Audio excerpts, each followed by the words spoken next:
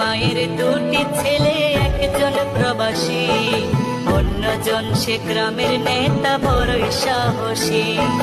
প্রতি মাসে প্রবাসী ছেলে পাঠায় তো বেতন, সেই টাকায় নেতা বাবুর পকেটে ছিল গরম। নিজের নামে কিনল জমি, করলো দালান ঘর, দিন বদলে মা ভাইকে করে দিল পর। প্রবাসী ছেলে মাকে দিল ছোট্ট টিনের ঘর, সেই ঘরেতে মা জননী থাকবে জনম ভর। প্রবাসী ছেলে মাকে দিল ছোট্ট টিনের ঘর, সেই ঘরে মা জননী থাকবে জনম ভর।